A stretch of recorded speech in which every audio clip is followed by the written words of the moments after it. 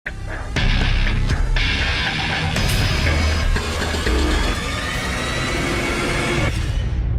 is good, YouTube, and welcome back to MKE MANIACI. And today we got the Tap Out Corner's funniest WWE bloopers of 2022. Man, we are in the last 4 hours at the time of this recording of 2022.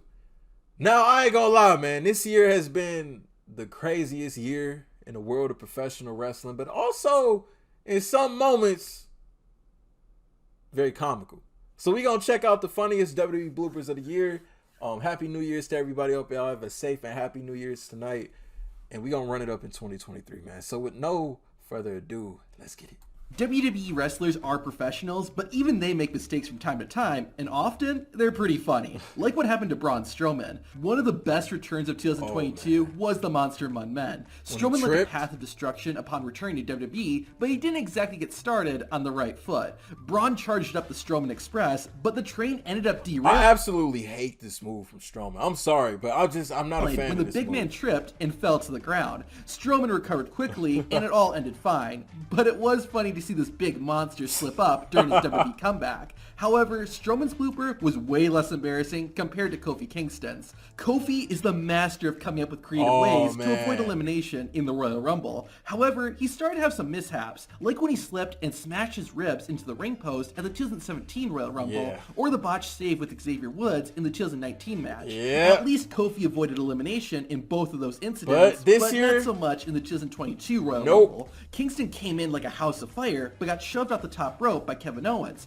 Kofi was supposed to avoid elimination by grabbing the barricade, but unfortunately, both of Kofi's feet hit the floor. WWE had no choice but to go off script. Like, that's the thing, though, because, bro, and I know they would have drugged this out. I think, honestly, the Kofi spot in the Rumble is just something like, if it work, it works. If not, like, if it works, we just gonna do it every year until it don't work anymore. This just happened to be the year that, hey, you know, streak is over, you know. And thus, Kingston was eliminated in 21 seconds. After losing a fatal 5-way match the previous week, Sami Zayn met with Roman and the Usos to redeem himself. Reigns told Zayn he would need to occupy Drew McIntyre and get inside the Scottish Warrior's head. Sami then went on to describe exactly how he would do that. Yes, I get in people's head.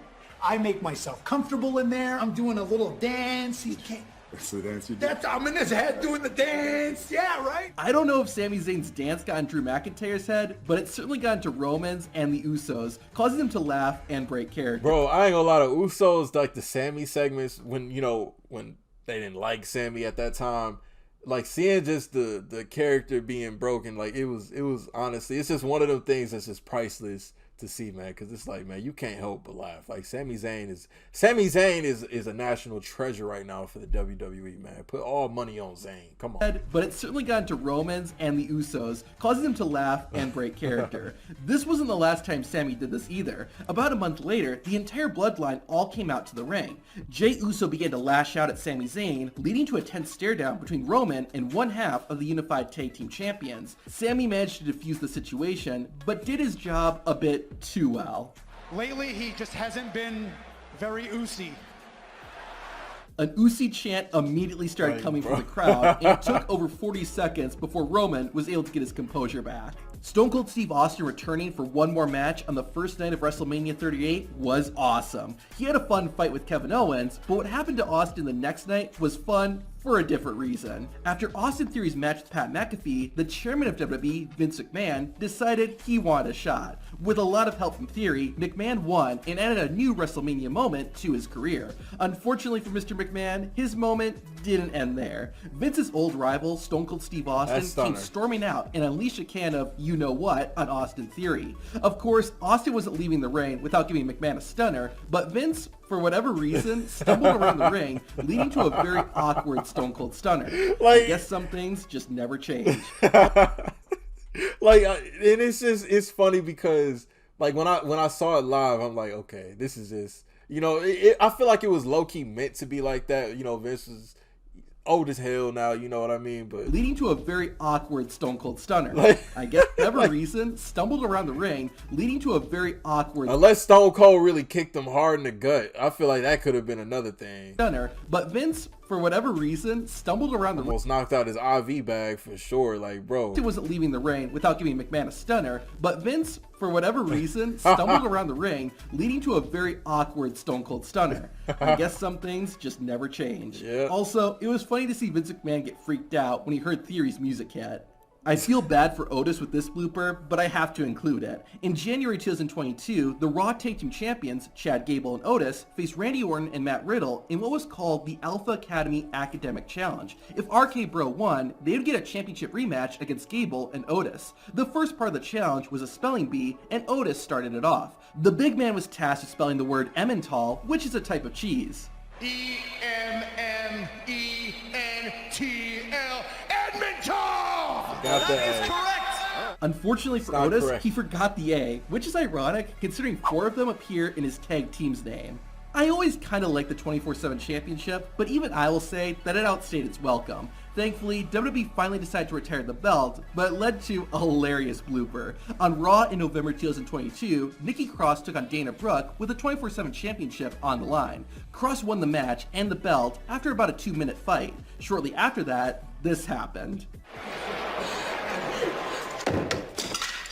Cross tried to throw the 24/7 title in the trash, but missed. It really describes like it was a perfect ending for the 24/7 title, because the championship was a miss overall.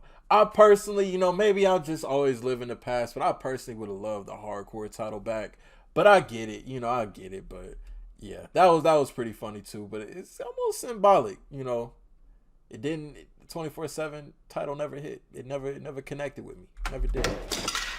Cross tried to throw the 24/7 title in the trash, but missed. There's something kind of poetic about this being the final image of that championship. WWE might be a multi-billion-dollar company, but its prop department needs an increased budget. Why do I say that? Well, let's look at the main event of the July 8th, 2022 SmackDown. Drew McIntyre faced Butch with Sheamus and Rich Holland at ringside. Despite the odds, McIntyre won the match. Sheamus, though, tried to get a piece of the Scottish Warrior, leading to Drew taking a swing and cutting the top rope in half. It turns out WWE's ropes put up quite the fight because Drew's sword, Angela, bent. Ironically, this isn't the first time Drew has had a weapons malfunction. I ain't gonna lie, you know, and I remember seeing this, but last night when Ricochet hit Gunther in the head with that chair, can you imagine if that sword would have, like, Sheamus was damn near like, hold on, you gotta put this in slow-mo. So, try to get a piece of the Scottish Warrior. Like, bro, like, Sheamus almost, like, taking a swing and like, bro, he almost took Sheamus's arm off with that. That's crazy. Warrior, leading to Drew taking a swing and cutting the top rope in half.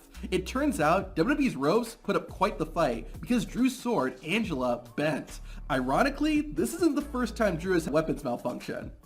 Challenge! Oh, here's Angela! He will have an opportunity to challenge! McIntyre wasn't the only one who experienced a prop malfunction in 2022. On NXT, Roxanne Perez took on the women's champion, Mandy Rose. It looked like Roxanne had Rose defeated, but an attack from behind by Perez's tag team partner, Cora Jade, prevented that from happening. Jade didn't stop there and went to smack her former friend with a skateboard, but the board broke in half before it touched Roxanne. It sort of took away from the evil heel turn, but it was kind of funny to see. Speaking of NXT, during the March 8th, 2022 episode of the show, Man, NXT is my favorite thing right now. Like, I'm telling you, like, I love NXT. I know it gets so much hate, you know, this new era of NXT, man, but I've enjoyed it since, you know, I mean, I've always enjoyed NXT, man, but, you know, I've always liked NXT 2.0. I know it's not 2.0 anymore, but, you know, I've actually really enjoyed it. Up there and went to smack her former friend with That's a a bad skateboard, look, though. but the board broke in half before it touched Roxanne. It sort of took away from the evil heel turn, but it was kind of funny to see. Speaking of NXT, during the March 8th, 2022 episode of the show, Braun Breaker, Tommaso Ciampa, and Dolph Ziggler fought it out in a triple threat match. During the physical battle, Ciampa lifted Ziggler up on his shoulders. Braun was supposed to break it up, but completely biffed it and missed his target. Thankfully, it was only a small mistake, and the match continued as planned. Still, it was a pretty funny moment seeing Breaker miss like that. So much happened in WWE in 2022, and you can see the best and worst of the year by hitting the playlist on screen. Yeah, funniest bloopers of 2022 from the WWE. Link down below in the description for y'all to check it out in its entirety with no interruptions. If you are new to the channel, hit that subscribe button for me. We running it up in 2023. Let's see if we can get another one of these 100,000 subscriber plaque here on MK Maniaci in 2023, man. Hope y'all have a safe and happy new year. Appreciate all y'all for the support here on the channel, and I'll see y'all in the next one. I'm out.